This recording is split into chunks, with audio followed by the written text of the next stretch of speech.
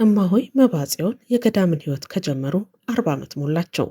በዚህ ጊዜ ውስጥ በስጋ ድካም ሳይረቱ ተጋድሏቸውን ሳያቋርጡ ዕለት ዕለት ትጋትን እየጨመሩና በትንሽ ትልቁ ዝቅ ብለው እየታዘዙ አንዴም ጸባያቸው ታዛዥነታቸው ሳይለወጥ በገዳም ዘንድ እንደተመሰገኑ ለትልቅ ትንሹ አርያ እንደሆኑ ሲኖሩ፣ በልባቸው ግን ሁሌ እንደ እናታቸው እንደማሆይ ስብነ ማርያም ከሰው ተለይተው በረሃ መኖርን ይመኙ ነበር። አንዳንዴ ከበረሃ ወጥተው መክረው አጽናንተዋቸው ሲሄዱ ምናለ ፈጣሪ የህይወት እንድኖር ከፈቀድክልኝ እንደነሱ ብታደርገኝ ብለው በመንፈሳዊ ቅናት ልባቸው ይቃጠላል። ከዕለታት አንድ ቀን እማሆይ መባጽዮን ቤታቸው ጓዳ ውስጥ እማሆይ ስብነ ማርያም ውስጥ ቆመው የሚጸልዩበት በቁመታቸው ልክ የተቆፈረና ዙሪያው ጠሩ የተተከለበት ጉድጓድ ውስጥ ሌሊት ቆመው እንባቸውን እንደ ጎርፍ እያዘሩ ሲጸልዩ፣ ያኔ ከእናት ከአባታቸው ቤት አውጥቶ ወደዚህ ያመጣቸው ግሁስ አሁንም ኮሽታ ሳያሰሙ ፊታቸው ቆሙ። እማሆይ ምትሃት መስሏቸው ደነገጡ። ወደ መሬት ለመውደቅ ተንገዳገዱ። እኛ አባት አይዞሽ ብለው ደግፈው ከጉድጓድ አወጧቸው። ልጄ ጌታ ጸሎትሽን ሰምቶ በረሃ ያሉ አባቶችን እናቶችን አኗኗራቸውን ታይ ዘንድ ወደ በረሃው እንድወስድሽ ልኮኝ ነውና የመጣሁት ተከተይኝ ብለው ይዛሃቸው ወደ በረሃ ወረዱ። ዛሬ በምንነግራችሁ ታሪክ እኚህ እናት በየበረሃው የሚኖሩ የተሰወሩ አባቶችን እየዞሩ የሚጠይቁበት የበረሃው ምስጢር ከተሰኘው መጽሐፍ ላይ የተወሰደ ነው። ይሁንና ከዚህ መጽሐፍ ላይ ዕለቱም የዓመቱ ቅዱስ ሚካኤል መሆኑን ተከትሎ በየካው ቅዱስ ሚካኤል የተደረገውን ተአምር አብረን እንድናይ ይሆናል። እማሆይ መባጽዮን እንዴት ተጉዘው እንደደረሱ ሳያውቁ ጭልጥ ያለ በረሃ ውስጥ ደረሱ። ግራ ቀኙን ሲያዩ እስከዛሬ እንደዛ ያለ አሰራር የተሰራ አይተውት የማያውቁት ሁለመናው በወርቅ የተጌጠ መዓዛው ልብን የሚሰውር ዙሪያው በሰማያዊና በምድራዊ መልአኮች የተከበበ ምድራዊ ገነት የሆነ ቤተ ክርስቲያንን አዩ። እዚያ ያሉ ሁሉ አይናቸው ልባቸው ወደ ጽርሐ አርያም ሰቅለው ሁሉም በአንድ ቃል በአንድ ዜማ ወደ ፈጣሪያቸው ምስጋና ያቀርባሉ። እማሆይ መባጽዮን የሚያዩት ነገር በህልሚውን በውን መለየት አቃታቸው። እኛ አባት እዛ አድርሰዋቸው እሳቸውም ከነሱ ጋር ለምስጋና ተቀላቀሉ። ያ የመላእክት ምስጋናና ቅዳሴ እንዳበቃ ሁሉም እንደ ቅጠል ረግፈው አሜን ብለው ወደ መሬት ሰግደው ቀና ሲሉ ያ ሁሉ ነገር ተሰወረ። እማሆይ መባጽዮን እንደገና ሌላ ዓለም ላይ ያሉ መሰላቸው። ግራ ቀኙን ዞር ዞር ብለው ሲያዩ ምድራዊ መልአክ የመሰሉ አባቶች እናቶች በየዋሻው በየዛፉ ስር አይነ ህሊናቸው ወደ ሰማይ ሰቅለው ለጸሎት ቆመው አይተው እየተደነቀው ሳለ አንድ አረጋዊ እዚህ በረሃ ሲኖሩ 90 ዓመት የሆናቸው ወደ እሷ መጥተው ቀኝ እጇን ይዘው ልጄ አይዞሽ፣ ግራ ይግባሽ፣ ጌታ ወደዚህ ጠራሽና ይህንን ጸጋ የሰጠሽ እዚህ በረሃ ውስጥ ያለውን አይተሽ እንድትበረቺ ነውና አትፍሪ። ከአሁን በኋላ እየተዟዟርሽ የአባቶችሽን የእናቶችሽን አኗኗር ጠይቀሻቸው አመጣጣቸውን አወጣጣቸውን ተረጂ። ልጄ ጌታ ፈቅዶልሻል ብለው ጸልየው በመስቀላቸው ደባብሰው እፍ ብለውት ከሷ ተለዩ። እማሆይ መባጽዮን ጸሎቷን፣ ልመናዋን፣ ምኞቷን ሳይንቅ የቅዱሳኑን አኗኗር እንድታውቅ ወደዚህ ስላመጣት ከእንባ ጋር አመስግናው ሁሉን እየተዟዟረች ለማየትና ጸሎታቸውን ቡራኪያቸውን ለመቀበል ጽናትን፣ ድፍረትን አገኘች። በዚህ የበረሃው ምስጢር በሚለው መጽሐፍ ውስጥ የተጻፈው ሁሉም እውነትና አንድም ማስመሰልና ማጋነን ወይም ከሌላ መጽሐፍትና አፈታሪክ የተወሰደ አለመሆኑን እውነትና እውነት ብቻ መሆኑ በመጽሐፉ ሰፍሯል። ይህ እንዴት ታወቀ? ማንና ምን አየ? ይህ ሁሉ ሲሆን ማን ተከታትሎ ጻፈውና የመሳሰለው ጥያቄ ቀርብ ይሆናል። ግን ፈጣሪ ካለ እንኳን የምድሩ ምስጢር የሰማዩ ምስጢር ለወዳጆቹ እሱ በፈለገው መንገድ ሁኔታ ይገልጻል ይላሉ እማሆይ። ይህን እውነተኛ ታሪክ ንጹሕ ልቦናና የቀና ሕሊና ኖሮን መጠራጠርን አርቀን ካላየን አናምንም ሳንል ደግሞ ካልዳሰስን አናምንም ሲዳሰስ ደግሞ መትሃት ነው የምንል የማናምን ሳንሆን ልቦና ያለን የምንቀበል ሆነን እንሰማው ዘንድ ነግረውናል። ፈጣሪ አምላካችን ማንንም አስገድዶ የሚገዛና የሚያሳምን አምላክ አይደለምና ብትወድ ከውሃው ብትወድ ከእሳቱ እጅህን እንድትከት ነፃነት የሰጠህ አምላክ ነው። ዱኝስ ትእዛዜን ጠብቁ ነው ያለው። ስለዚህ ወገኔ ማመን ያለማመን የእናንተ መብት ነው ብለዋል እናታችን። እኔ ግን ከአባትና ከእናቶች የተረዳሁትን እንድጽፍ የታዘዝኩትን ጽፍ ያለው ፈረስ ያደርሳል እንጂ አይዋጋም። አንብበን ተረድተን የአባቶቻችንን የእናቶቻችንን ጸሎታቸውን፣ ረዴታቸውን፣ ጸጋ ክብራቸው ትደርሰን ዘንድ በጸሎታቸው ተማጽነን እንደ እምነታችን ይደረግልናል። በእነሱ ላይ አድራ ያለች ጸጋና በረከት ያድርብናል። ጸሎታቸው ልመናቸው ከምድራዊ መከራና ስቃይ ከሰማይ እሳትና ኩነኔ ያወጣናል። እንደ እምነታችን ይደረግልናል። አይሆንም ካልን ግን ምርጫው የኛ ነው ብለዋል። እዛ በረሃ ውስጥ ወድቀው ያሉ እናቶች አባቶች ማንም ሳያስገድዳቸው ማንም ሳያሰማራቸው የፈጣሪያቸውን ፍቅር ብቻ አስገድዷቸው አገብሯቸው እሱ ለእነሱ ያለውን መከራና ስቃይ እያሰቡና እያለቀሱ ጠዋትና ማታ እሱንና ወደ እነሱ ብቻ እያንጋጠጡ በፍቅርና በሰላም እየኖሩ ያሉ የተሰወሩ ቅዱሳን አባቶች ናቸው። ታሪኩን እንቀጥል። እማሆይ አንድ ውስጡ ተቦርብሮ እንደ ዋሻ የሆነ ዋርካ ውስጥ ሌትና ቀን እጃቸውን ዘርግተው አይነ ልቦናቸውን ወደ ሰማይ ሰቅለው 45 ዓመት ሙሉ ይህችን ዋርካ ቤት አድርገው ወደሚኖሩ እማሆይ ጋር ደረሱና ቡራኪያቸውን ተቀብለው እግራቸውን ስመው አቀርቅረው ቆሙ። እማሆይ ከቆሙበት የዋርካ ዋሻቸው ወጣ አሉና አንዳንዴ ለአብይ በዓላት ለሰንበት ጊዜ አረፍ እንደሚሉበት እዛው ደጃቸው ካለች ደልዳላ ቦታ አረፍ ብለው እማሆይንም አረፍ በሉ አሉና በለሆሳስ ጸሎታቸውን አድርገው እማሆይ የመጡበትን ቀድሞ አውቄያለሁ፣ መቼም ፈጣሪ ስራው ረቂቅ ነውና የኔን ታሪክ ሰምተው ስራውን ድንቅ ጥበብ ያመሰግኑ ያድንቁበት። ይኸውልዎት እናቴ ተወልጄ ያደግኩት ወልዲያ ከተማ ጫፍ ላይ ነው። ባላገሩ ገባ ብላ ባለች የገበሬ መንደር ነው። አባቴና ወንድሞቼ በግብርና ቢሉ በጀግንነት የታወቁ ናቸው። እኔ ለአባትና እናቴ አንድ ብቸኛ ሴት ልጅ ነኝ። ታዲያ ባላቸው ነገር አንቀባረው ነው ያሳደጉኝ። ትምህርት ግን ለሴት ልጅ ያባልጋል፣ ጥሩ አይደለም፣ ወደ ማጀት ነው ብለው ስለሚያምኑ አላስተማሩኝም። ታዲያ እንዲህ በተፈጥሮዬ ባል ትዳር የሚባል ነገር ፍጹም አልወድም። ስለዚህ ነገር ሲወራ ፈጽሞ መስማት አልፈልግም። ግን የኔ ፍላጎት ቦታ የለውምና እናትና አባቴ ሊድሩኝ ቀን ቆረጡ፣ ተዘጋጁ። ባልታወቀ ድንገተኛ ህመም አባቴ ሞተ። በሱ ሞት ምክንያት ለጊዜውም ቢሆን ቀኑ ተራዘመ።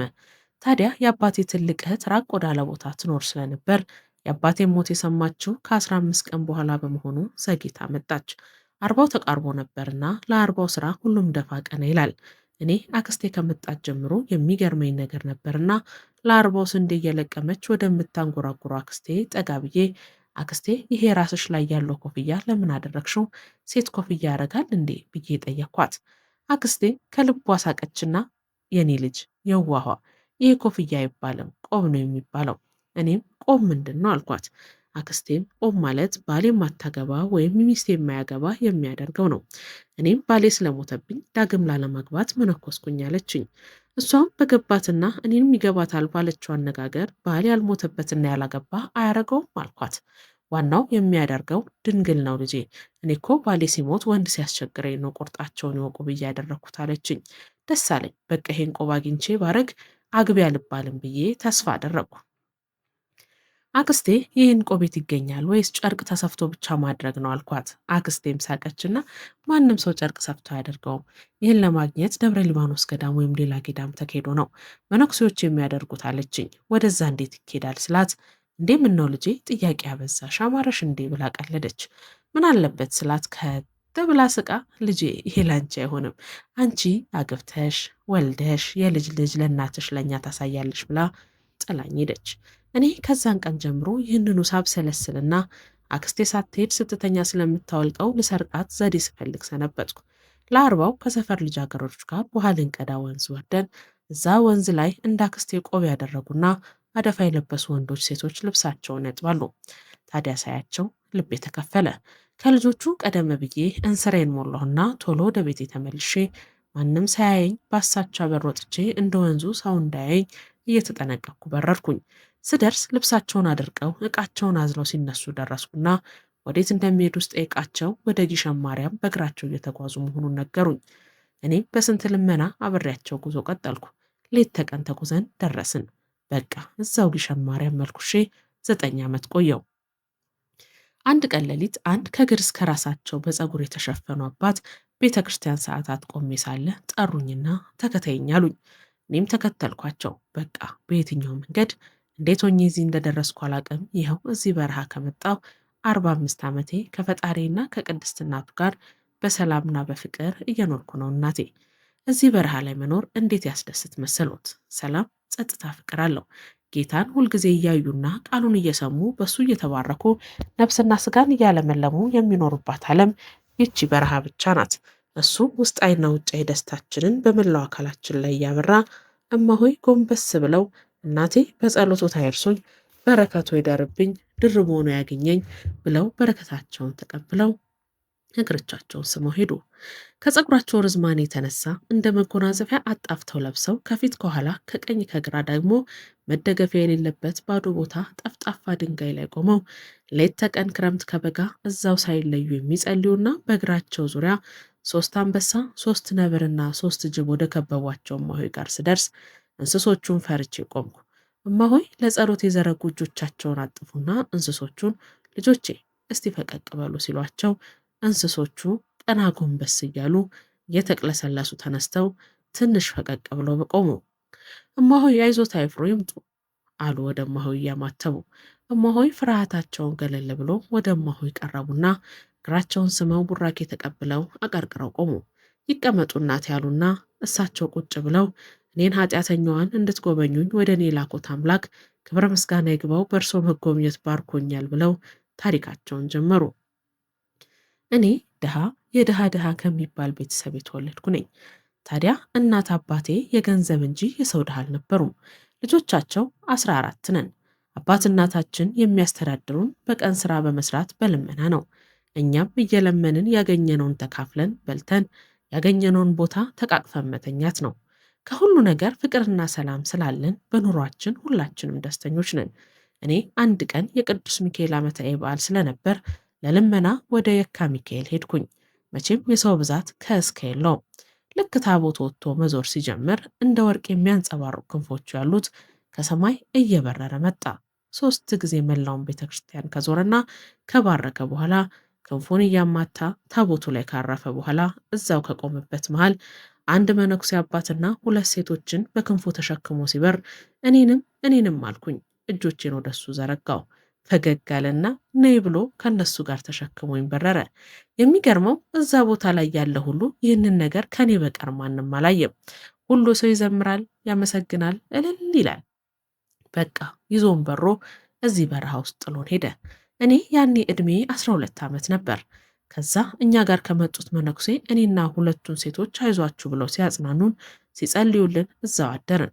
በማግስቱም 2 ሴቶች እዛ ማዶ ዋሻ ውስጥ በአንድ ላይ ሆኑ። እኔና አባቴ እዚህ ቀረን። አባቴ በዓመቱ ወደ ፈጣሪያቸው ተጠርተው ሄዱ። እኔ ብቻዬን ቀረው። ከዛ በፊትም ሆነ ከዚህ በረሃ ከመጣው በኋላ ብቻዬን ውዬ አድሬ አላውቅም ነበርና ግራ ገባኝ፣ ፈራው። ያ በክንፎቹ ይዞ እዚህ ያመጣን መልአክ መጥቶ አይዞሽ፣ እነዚህ እስከ ሕይወትሽ ፍጻሜ ካንቺ ጋር ይሁኑ፣ አይለዩሽ፣ ላንቺ ታዛዦች ናቸው ብሎ እነዚህን አንበሶችና ነብሮች፣ ጅቦች ሰጠኝ። በቃ ይኸው 60 ዓመቴ ከነሱና ከፈጣሪዬ ጋር በሰላም በፍቅር ኖራለሁ። ደግሞ እኮ እናቴ ይሄ በረሃ ያኔ የካ ሚካኤል ካየሁት ሕዝብ የበለጠ ይኖርበታል። ባዶ እንዳይመስሎት። ፊታቸው እንደ ፀሐይ እያበራ እማሆይ ባዩትና በሰሙት ነገር እየተገረሙ ዞር ሲሉ ኩል የመሰለው ውሃዩና ለመጠጣት ከጀሉ። እማሆይ አንዱን ነብር ና ልጄ በዛ ሸከና ውሃውን ቀድታ አምጣሉት። ነብሩ እንደታዘዘው ውሃውን ቀድቶ ሰጣቸው። ይኸው እናቴ ጠጡ አሉ ወደ እማሆይ እጃቸውን ዘርግተው። እማሆይ ከነብሩ መታዘዝ ውሃውን ሊጠጡ ማሰባቸውን በማወቃቸው እየተገረሙ ተቀብለው ጭልጥ አድርገው ጠጡ። አንዱን አንበሳ ጠሩና እስቲ ልጄ ምግባችንን አምጣሉት። አንበሳው ትንሽ ራመድ ብሎ መሬቱን ቆፈር ቆፈር አረገና እንደ ድንች ያለ ነገር አውጥቶ ይዞ መጣ። እማሆይ ተቀበሉና ጸሎት አድርገው ቆራርሰው ከእማሆይ ጀምሮ ለሁሉም ሰጡና የራሳቸውን ድርሻ ያዙ።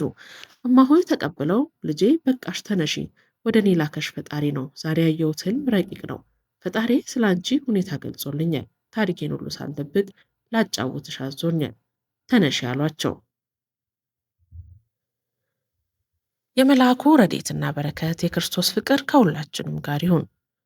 ታሪኮቹን ከወደዳችኋቸው ቀጣዩ ክፍሎች እንዲነበቡ ላይክ፣ ሼር እና ሰብስክራይብ አድርጉ። ወስብሐት ለእግዚአብሔር።